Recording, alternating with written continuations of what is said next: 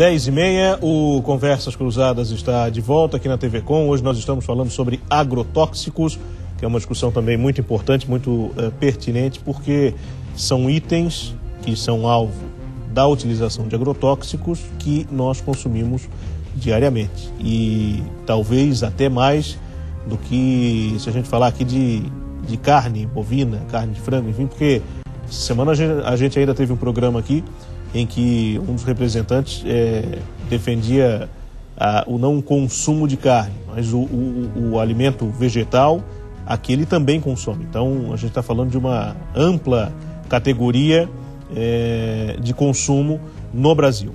Algumas manifestações por aqui. O Gustavo Maria diz o seguinte, que acha uma bobagem haver fiscalização rigorosa sobre os agrotóxicos. Isso poderia ser revisto apenas com a educação nas famílias, que deveriam orientar os seus filhos a consumir menos agrotóxicos. Aí, eu vou aproveitar esse gancho para a gente falar um pouco de fiscalização nos dois sentidos. Na fiscalização de quem utiliza agrotóxicos, se esse uso é adequado ou não, e, do outro lado, na fiscalização de quem produz alimentos orgânicos. Deixa eu começar pela Leila novamente aqui, a fiscalização que sofre hoje quem produz com o uso de agrotóxicos. É uma fiscalização que o cidadão pode confiar ou ela, por vezes, é falha e pode comprometer índices, consumo, segurança do processo? Olha, nós temos, então, nacionalmente, alguns órgãos, como o Ministério da Agricultura, o próprio IBAMA, que é o Instituto de Meio Ambiente, que fazem esse tipo de fiscalização. No Brasil existe uma lei, vamos dizer assim, mas que é o que é considerado que é o paradigma do uso seguro de agrotóxicos, Então, existem aquela questão de concentrações, que podem existir tanto para os princípios ativos como a questão do próprio resíduo, como a gente comentou, anteriormente também. Então, a fiscalização existe, mas como a gente sempre está debatendo, e como a Patrícia falou, a gente às vezes se questiona até que ponto, essa acumulação, esse resíduo pode permanecer nesse alimento, Então, na verdade, acho que a grande questão é essa, E como foi lido no e-mail que foi enviado, essa questão da educação. Então, nessa questão da educação, nós defendemos realmente, como foi falado também anteriormente pelos colegas, da questão de que cada pessoa, cada cidadão possa realmente tomar a sua decisão, de consumo ou não, tanto de agrotóxicos como de transgênicos, que são assuntos bem polêmicos. Então, nós vemos a questão da Europa, por que, por exemplo, lá o orgânico é muito, muito melhor aceito, Geralmente as pessoas se recusam a esse consumo de alimentos com agrotóxicos ou dos próprios transgênicos, E as próprias leis são um pouco mais rígidas. Então, nós temos, por exemplo, países como Portugal, que o número, a quantidade de agrotóxica permitida para cada tipo de alimento, de vegetal, são porcentagens baixíssimas aí. Então, cerca de 10% de tudo que se usa na produção para esse tipo de produto. Bem diferente daqui. Bem diferente daqui, Como estávamos discutindo um pouquinho essa questão de que o governo, de certa forma, incentiva o uso de agrotóxicos, porque quando o produtor vai num banco pedir um financiamento, ele de certa forma, é incentivado a esse uso. Na verdade, essa questão do crédito agrícola, ela é bem polêmica, porque quando o produtor ele vai ao banco fazer um empréstimo para financiar a sua lavoura, ele já tem que descrever quais são os produtos que ele vai utilizar quando sequer ele plantou ainda. Nossa. Sequer ele sabe se o problema vai existir. Então é uma inversão de valores nesse tipo de pensamento, nesse tipo de ação, que isso tem que ser mudado. E, na verdade, a gente tem que trabalhar, eu trabalho com educação sanitária, a gente começou um programa esse ano com crianças, mas a gente sente que tem que haver a mudança de conhecimento, a mudança de conscientização do produtor rural, porque ele entende que é um veneno, mas ele vê aquilo ali como uma salvação da lavoura. Ele entende que o veneno percebe como solução. Exatamente, ele entende que é o veneno, percebe como solução, ele nega o risco, muitas vezes ele nega o risco, porque não tem cheiro, ele acha que não faz mal. Ele não correlaciona o mal que ele vem a sentir depois de uma aplicação ou uma doença que ele vem apresentar com o fato de ter usado o agrotóxico. Então falta fazer esse tipo de conscientização com os produtores. Eu acho que também uma outra questão também, nós debatemos isso anteriormente, o livre-arbítrio de decidir ou não se eu vou consumir um agrotóxico, se eu vou consumir um orgânico, ele passa, como nós falamos no bloco anterior, do início do negócio, dessa cadeia produtiva. Agora, o produtor orgânico, ele hoje, o produtor orgânico, além de financiamento, ele, para se certificar organicamente, ele é muito mais penalizado que um produtor convencional. Sim. Ele precisa comprovar do começo ao fim o que ele está fazendo para atestar a agricultura dele orgânica. Não condeno isso, porque isso, pensando do outro lado, dá a garantia ao consumidor final que aquele produto é orgânico. O problema é o mecanismo dessa certificação. Há empresas certificadoras muito sérias, profissionais da área muito sérias, que realmente exigem e enxergam essa questão do ponto de vista, não, eu preciso garantir o meu trabalho, eu preciso informar o João, o Paulo, lá na cadeia final, que ele está alimentando o Pedrinho, filho dele, com alimento orgânico. Então, o que acontece? A liberdade, que talvez seja transformada em libertinagem agrícola, que o convencional não passa por nenhum tipo de cronograma na lavoura, né? Ele tem cronograma de compra desse agrotóxico, um cronograma lá na lavoura, um protocolo de que ele também tem que garantir a segurança da lavoura. Bem, se nós vamos garantir o consumidor final, que está comprando um alimento orgânico, tem que dar garantia para ele, tem que garantir aquilo. O sistema brasileiro é um pouco diferente, né? Se primeiro duvida, se comprova a dúvida primeiro. Por que não a exigência a cadeia produtiva do químico, do convencional, não vamos chamar de químico, vamos chamar de convencional, por que não a cadeia produtiva do convencional também não sofrem as suas fiscalizações para dizer, no momento que a Leila falou, da pessoa disse, não, eu vou decidir entre consumir um alimento orgânico, certificado com todo o procedimento, ou consumir um alimento que foi feito com produtos convencionais, porém está certificado que isso é saudável, que não tem resíduo, que eu não vou sofrer prejuízo. A conta é simples. Quando você abre essa possibilidade, bem, no banco é mais fácil. Tenho menos trabalho para produzir a minha lavoura com agrotóxico, porque é de ação direta, né? A ação é imediata. Por que eu vou produzir orgânico? Aí tem uma possibilidade, que é a do momento. No Brasil é um excelente investimento. Cada vez mais, se tu lembrares há 10 anos atrás, a gôndola do supermercado ela era simplória com o orgânico. O debate era simplório com o orgânico. Por que produzir orgânico? Era uma coisa... Era visto ainda como uma agricultura de fundo de quintal, né? Exatamente. Tipo o técnico agrícola, engenheiro agrônomo, saísse da faculdade e levantasse a bandeira, não, eu vou trabalhar com orgânicos, os colegas olhavam assim, mas será que tu vai ganhar dinheiro? É verdade. O dinheiro, felizmente ou infelizmente, cada um com o seu conceito, move a nossa sociedade, move o mundo do ponto de vista, né, tudo que tiver dentro da legalidade. Então, as pessoas acabam migrando para um processo mais fácil. Agora, a oportunidade de se produzir orgânicos é gigante.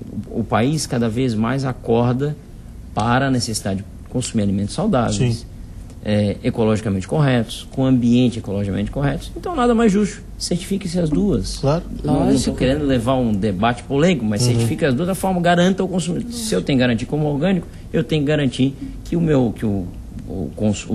a produção com químico não vai gerar... Eu acho que parte do princípio que o risco está no convencional, né? Então, eu acho que partindo desse princípio, deveria ser o convencional sair na frente com todo esse protocolo que é exigido na agricultura orgânica. Pois é, aliás, durante o intervalo você falava, eu queria que a gente pudesse trazer para o nosso telespectador o processo de fiscalização, de exigência de procedimentos, protocolos, enfim, é muito maior no orgânico do que no convencional. Hoje, se um produtor nos procura para fazer uma certificação, ele tem que sofrer toda uma auditoria, enviado um técnico até a lavoura dele para a gente ver questões de barreiras naturais, procedência da água, né? Se aquela água não passa já anteriormente por uma propriedade onde é cultivado convencionalmente, para não ter resíduo nessa água. Feito um estudo, um histórico da área, o que ele usou na safra passada, o que ele usava quando foi a última aplicação de agrotóxico. E em base desse histórico que a gente levanta, ele tem um tempo onde ele é enquadrado para se fazer a conversão da sua propriedade. Então ele também já sai perdendo aí. Às vezes a propriedade ela está em pousio já há algum tempo, e a legislação pede que no mínimo ele fique em período de conversão por 3 meses. né? Se não houver barreiras, tem que haver a implantação da barreira, tem que haver várias correções de algumas não conformidades que são levantadas. Uma vez ele certificado, ele tem todo um protocolo aí que ele tem que cumprir. Ele recebe já, eu atuo nessa área já há alguns anos, então eu já levo um caderninho, tenho um caderninho que eu já levo, então aqui está seu caderno de campo, a partir de hoje, tudo que o senhor fizer, o senhor tem que anotar aqui. Sim.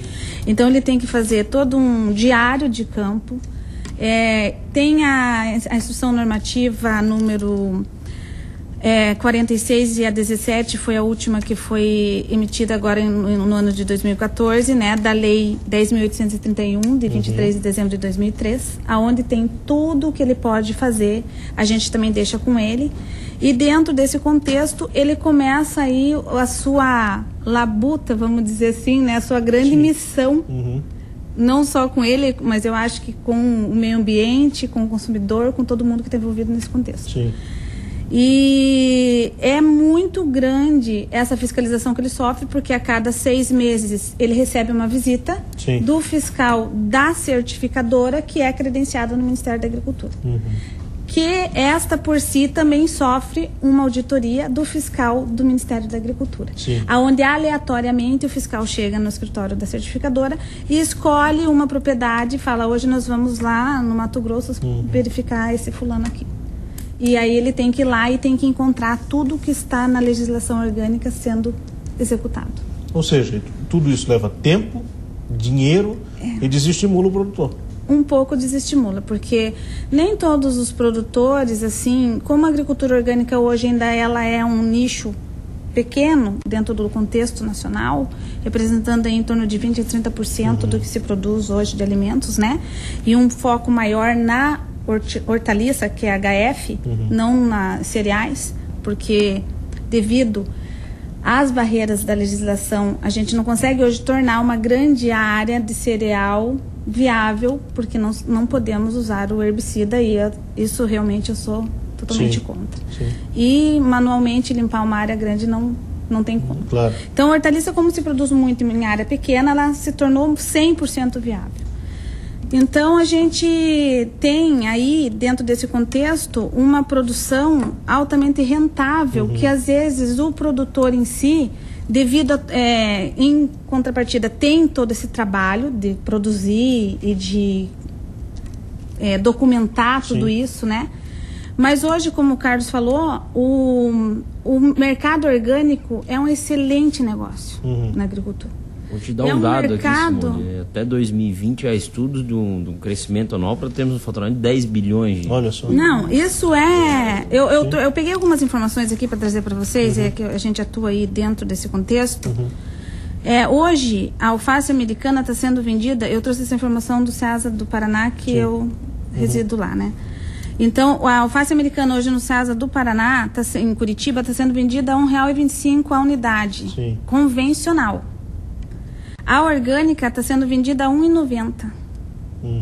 Tá? O morango... Com demanda. Não, está faltando. Tá? Essa falta, logicamente, que um pouco é climático por alguns fatores, né? Mas mesmo em condições boas de produção, sempre falta. Tá? Então, assim, o morango, ele está sendo vendido hoje a R$ 1,33 a bandeja do convencional de 250 gramas no Ceasa. No orgânico está em torno de R$ 2,80 a R$ 3,00 a bandeja.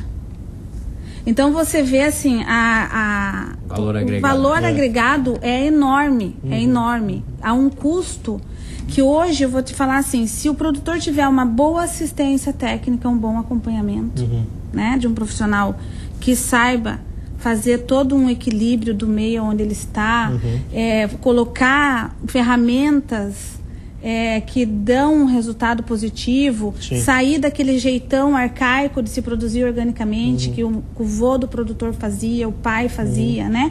Porque hoje existem várias ferramentas. Pois é, eu vou inclusive, licença para te interromper aqui, para a gente fazer um intervalo, porque depois eu vou querer abordar contigo novamente aquele assunto que trouxeste no primeiro bloco, que é a alta produtividade do orgânico hoje, né? Se tinha aquela noção de que era fundo de quintal, se produzia pouco, mas a Simone nos disse, e é interessante compartilhar com você, que nós temos hoje uma viabilidade muito grande nessa área, com essa modalidade também. Então, daqui a pouco, em 2 minutos, nós estaremos aqui de volta. Até já.